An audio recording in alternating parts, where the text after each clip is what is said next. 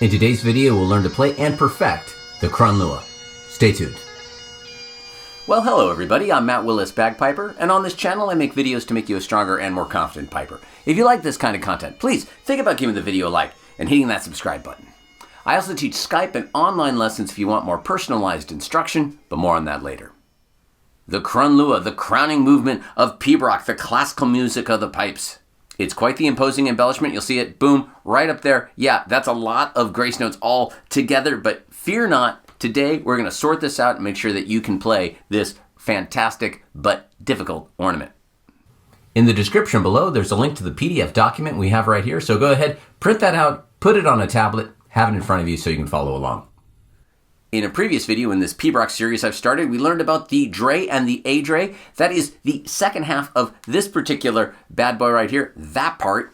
The Crunluath really is a grip and a dray put together. So you can see here the grip and then the dray section of it. Some people think of it as a tarlua with a little extra business at the end. And if you have a fantastic tarlua, perhaps that's a good way to think about it. But most people's tarluas could use a little bit of work and their grips tend to be a little bit stronger. So I think combining the grip with the dray is a better way to kind of break it up into two parts. But today, we're not breaking it up into two parts. We're tackling the whole thing all at once, going through all of the notes of the scale. Except the low G, I don't have them from low G here. If you have a tune with a low G Crunluath, you probably don't need this video to tell you how to play it. That's a more advanced tune.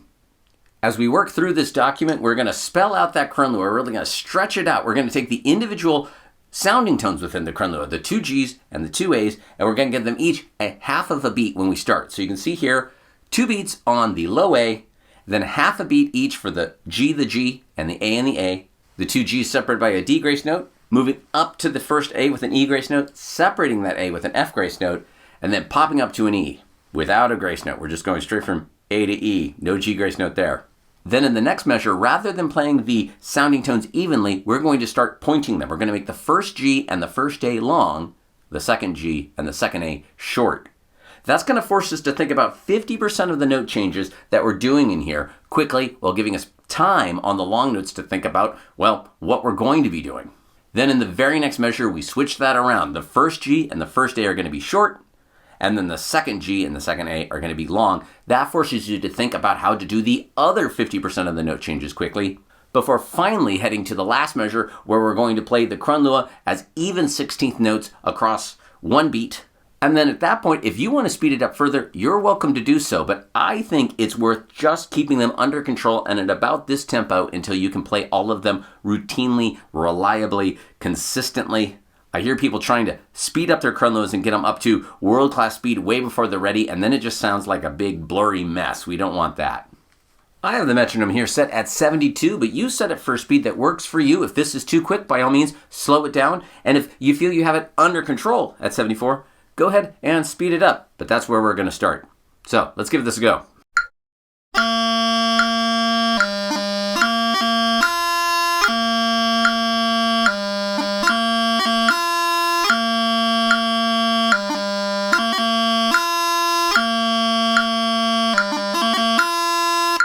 Ba-ba-ba-ba-bum. Trying your best to keep all 4 of those sounding tones, the 2 Gs and the 2 As, even if you can do it. And if you can't, go ahead and slow it back down. Let's move on to line 2, starting on B.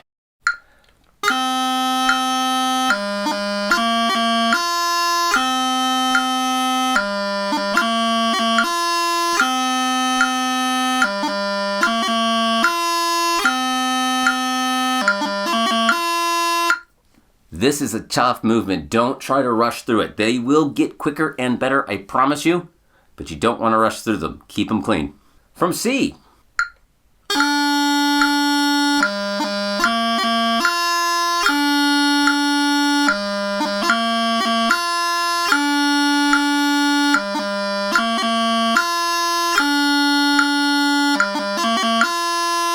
Now we get to the Crunluath from D. These are a bit tricky. The 2 Gs in this case are going to be separated not with the D, with the B grace note. There's a video, boom, right up there to help get your B grace note under control.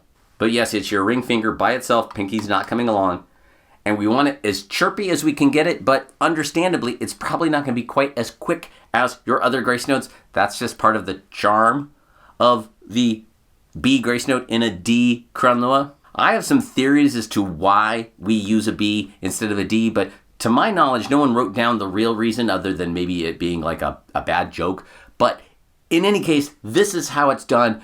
Take the time to get your B grace note working. I promise you, you'll be able to do it. Don't cheat and just try to throw a D in there. It doesn't have the right sound at all.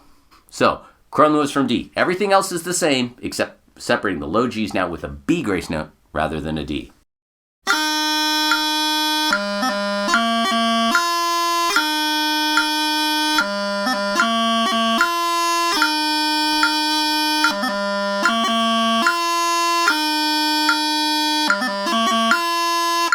It continues from E.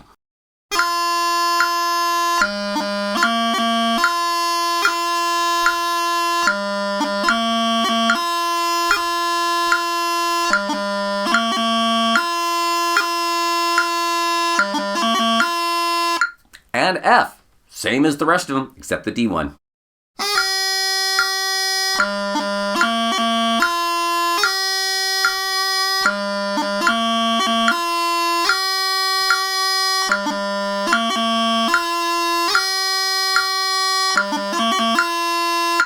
High G. Now this one's tricky for two reasons. One, we're going to start into it with an A grace note. Our thumb is going to be the grace note finger, and this is from a pibroch high G. I have yet to run into a Crunluath in light music, so for our purposes, all Crunluaths are going to use the pibroch high G fingering, which has the middle finger down. Don't do this. Boom, right there. So for this one, we're going to start thumb coming down for a grace note onto a pibroch high G. Everything else is the same after that, but remember that pibroch high G fingering.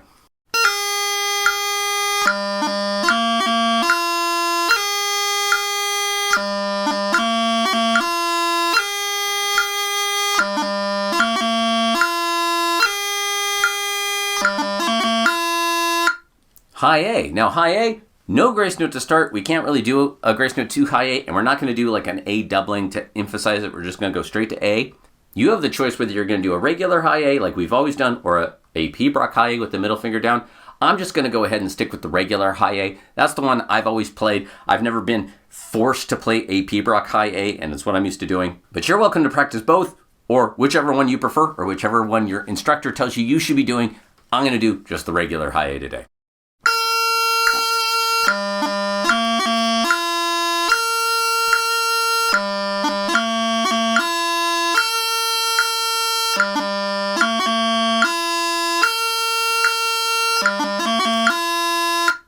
And then finally, to end today's Crunluath exercise, we're going to do it again from B, but this time it's going to have 4 low Gs rather than 2 Gs and 2 As. This is not common, but not that rare. I've seen it in several pibroch that I've just kind of worked through on my own, so it's worth looking at here. Same basic exercise, just staying on G the whole time.